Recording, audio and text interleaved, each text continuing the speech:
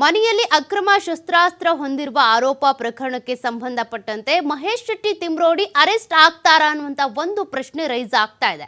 ಕಾರಣ ಇತ್ತೀಚೆಗೆ ಅವರ ಮನೆಯಲ್ಲಿ ತಲಾಶ್ ನಡೆಸಲಾಗಿತ್ತು. ಎಸ್ಐಟಿ ಅಧಿಕಾರಿಗಳು ಕಾರ್ಯಾಚರಣೆ ನಡೆಸಿದಂತ ಸಂದರ್ಭದಲ್ಲಿ ಹಲವು ವಸ್ತುಗಳನ್ನ ವಶಕ್ಕೆ ಪಡೆದಿದ್ರು. ಅದರಲ್ಲಿ ಏರ್ ಗನ್ ಕೂಡ ಒಂದು. ಅಕ್ರಮವಾಗಿ ಶಸ್ತ್ರಾಸ್ತ್ರವನ್ನ ಇಟ್ಕೊಂಡಿದ್ದಾರೆ ಎನ್ನುವಂತ ಕಾರಣಕ್ಕೆ ಅವರನ್ನ ಅರೆಸ್ಟ್ ಮಾಡುವ ಸಾಧ್ಯತೆ ಕೂಡ ಕಂಡು ಬರ್ತಾ ಇದೆ. ಇವತ್ತು ವಿಚಾರಣೆಗೆ ಹಾಜರಾಗಬೇಕು ಅಂತ ನೋಟಿಸ್ ಅನ್ನ ಕೊಡಲಾಗಿದೆ. ಆರ್ಮ್ಸ್ ಆಕ್ಟ್ ನಡಿ ಎಫ್ಐಆರ್ ಬೆನ್ನಲ್ಲೇ ತಿಮ್ರೋಡಿ ಅವರಿಗೆ ಈಗ ಸಂಕಷ್ಟ ಎದುರಾಗ್ತಾ ಇದೆ. ವಶಕ್ಕೆ ಪಡೆದಂತಹ ಬಂದೂಕಿನ ಪರವಾನಗಿಯನ್ನ ತೋರಿಸದೇ ಇದ್ರೆ ಕ್ರಮವನ್ನ ಜರುಗಿಸಲಾಗುತ್ತೆ. ಹೀಗಾಗಿನೇ ತಿಮ್ರೋಡಿ ಅವರಿಗೆ ಸಮಯ ಕೊಡಲಾಗಿದೆ. ನೀವು ಗನ್ ಇಟ್ಕೊಂಡಿದ್ದೀರಾ, ಏರ್ ಗನ್ ಇಟ್ಕೊಂಡಿದ್ದೀರಲ್ಲ, ಅದಕ್ಕೆ ಲೈಸೆನ್ಸ್ ಇದ್ರೆ ತೋರಿಸಿ, ಇಲ್ಲ ಅಂತಂದ್ರೆ ಮುಂದಿನ ಕ್ರಮ ಆಗುತ್ತೆ ಅಂತ.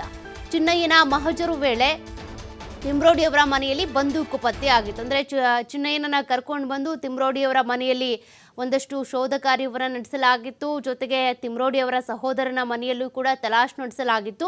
ಆಗ ತಿಮ್ರೋಡಿ ಅವರ ಮನೆಯಲ್ಲಿ ಏರ್ ಗನ್ ಪತ್ತೆಯಾಗಿತ್ತು. ಏರ್ ಗನ್ ಇಟ್ಕೊಳ್ಳೋದಕ್ಕೆ ಅವ್ರ ಬಳಿ ಲೈಸೆನ್ಸ್ ಇದೆಯಾ, ಲೈಸೆನ್ಸ್ ಇದ್ದು ತೋರಿಸಿದ್ರೆ ಪರವಾಗಿಲ್ಲ. ಲೈಸೆನ್ಸ್ ಇಲ್ಲದೆ ಅವರು ಇದನ್ನ ಇಟ್ಕೊಂಡಿದ್ದಾರೆ ಅಂದರೆ ಅವರ ವಿರುದ್ಧ ಕ್ರಮ ಆಗುತ್ತೆ. ಆರ್ಮ್ಸ್ ಆಕ್ಟ್ 1959 ಅಡಿಯಲ್ಲಿ ಈಗ ಎಫ್ಐಆರ್ ದಾಖಲಾಗಿದೆ. ಹಾಗಾಗಿ ಅವರು ಬಚಾವ್ ಆಗಬೇಕು ಅಂದರೆ ಲೈಸೆನ್ಸನ್ನು ತೋರಿಸ್ಬೇಕಾಗುತ್ತೆ. ಲೈಸೆನ್ಸ್ ಇಲ್ಲ, ವಿತೌಟ್ ಲೈಸೆನ್ಸ್ ಅವರು ಏರ್ ಗನ್ನನ್ನು ಇಟ್ಕೊಂಡಿದ್ದಾರೆ ಅನ್ನೋದಾದರೆ ಅವರ ವಿರುದ್ಧ 1959 ಆರ್ಮ್ಸ್ ಆಕ್ಟ್ ನಡಿ ಈಗ ಎಫ್ಐಆರ್ ದಾಖಲಾಗಿದೆ. ಸದ್ಯ ಅವರ ವಿರುದ್ಧ ಕ್ರಮಕ್ಕೆ ಕೂಡ ಮುಂದಾಗ್ತಾರೆ ಪೊಲೀಸರು.